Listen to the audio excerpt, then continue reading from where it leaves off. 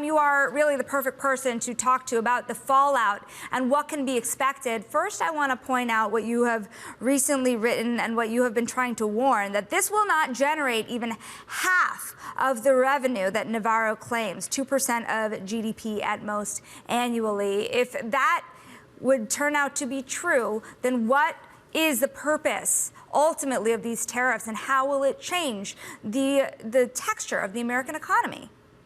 Good to be with you on the briefs and all. I think this is part of two goals. As you kindly said, that Peterson Institute, a bunch of other independent assessors think that there's a Laffer curve in the level of tariffs, and it's somewhere between 15 and 20%. And if you get up past that, you end up collecting less taxes the more you go up. And even that overstates it, because the 2% you mentioned a year, which is real money, is before you start computing a dynamic score of the negative effects the taxes have on the economy, which in the end reduce growth and reduce revenue as well. But you're going to a more fundamental question, which is, what is this for? And I think it's for two different things. It's actually for several, but two big things. The first is straight up the president and some of the people around him who he's appointed just ideologically believe other countries are ripping us off through free trade. It's a wrong concept. We get stuff when we buy it. But nonetheless, they just believe this, and they believe that the tariffs will somehow change that. And it might reduce the volume of trade, but it won't make us better off. The second thing that they're trying to do is do a fundamental revision of the tax code in line with a lot of things the Republican Party and pieces of the Republican Party wanted to do for a long time. And so I think part of the goal here is to replace a lot of income tax, particularly corporate income tax and high earners income tax, with consumption taxes. And the tariffs are a form of consumption tax. They're an inefficient form of consumption tax. As my colleagues Mary Lovely and Kim Klausing at Peterson have documented, they'll cost the average family $1,200, $1,500 a year and more the further down the income scale you go. But it is a way to shift the burden of taxation from companies and high earners onto people who may not even pay taxes now, but then would be paying taxes on the things they have to buy. So let's bring in the cross currents of that extension of the Tax Cut and Jobs Act. How much do you think that would actually spur growth if people are concerned that the tariffs will stunt it? Good question.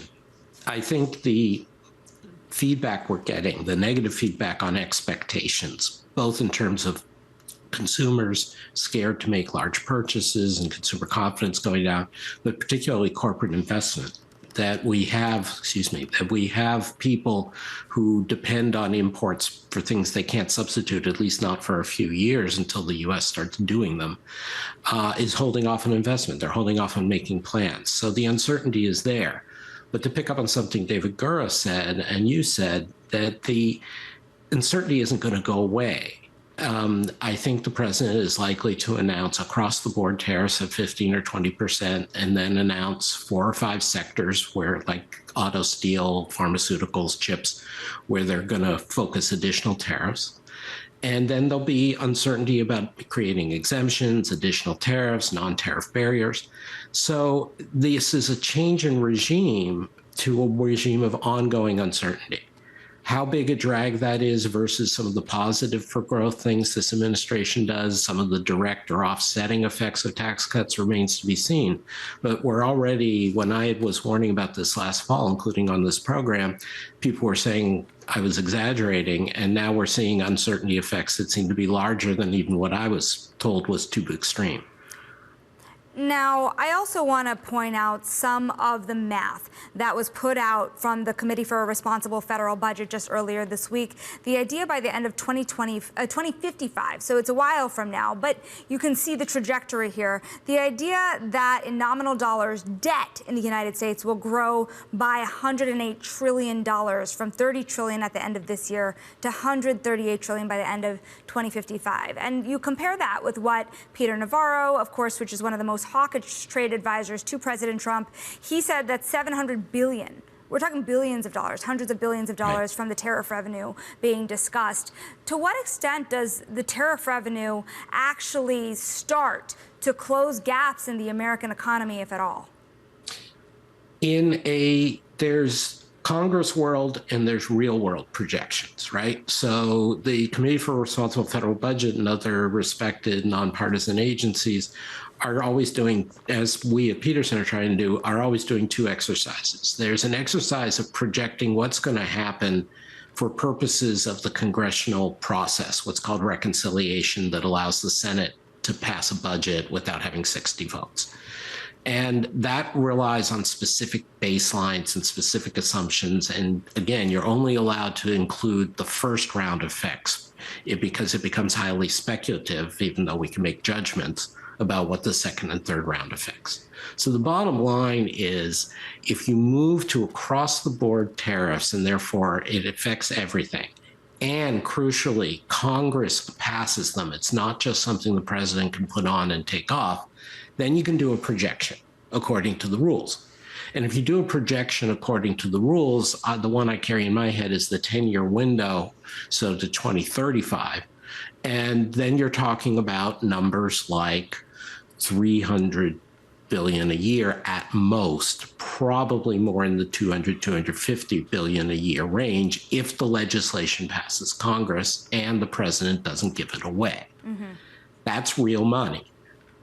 But then you're talking about what happens to the actual economy evolving out, as you just said, out to 2050, out decades. And there we've still got an imbalance because we're cutting back on the amount of taxes being collected with the renewal of the 2017 taxes. And the amount we lose from that increases over time because of inflation, because of biases in the tax code. And so we're actually going to lose more revenue on that. And that's if you only look at specifically the extension of 2017 and the trade. Adam, if you put on other things, you lose more money. Sorry. Net, where does money go? Because there cannot be a lesser debate seen in markets about where to hide. You had TD Bank saying that the dollar is where you should look. You have Goldman Sachs pitching the yen as a safe haven at this juncture. Do you think that more money is going to flow into or out of the United States? It's a really good question. Normally, when an economy puts up tariffs, you get money inflows. And normally when the U.S. threatens other people, even if it's not very nice of the U.S., to put it in Trump's terms, money flows in because people want to placate the U.S. The last couple months, though, things have changed because of foreign policy. The U.S. administration has undermined alliances like NATO with Canada and basically said agreements don't mean what they used to mean. So I think you are going to see a rotation that particularly Europe, but also non-Europe G20 economies are going to gain. Not so much Russia, obviously, or China, but all the others, including countries like India, Indonesia, Brazil. And this is a hedging matter. And if this is sustained over time, that gets reinforced because then the trade flows start to edit out the U.S. They start to say, okay, we do stuff just for the U.S. market. We put production in North America just for U.S. and Canada, but the rest of the world has to go on about its business. And that will also reinforce flows out from the dollar. So this could be a historic turning point, not a crash in the dollar, but a much more earlier change in dollar valuation than I would have expected.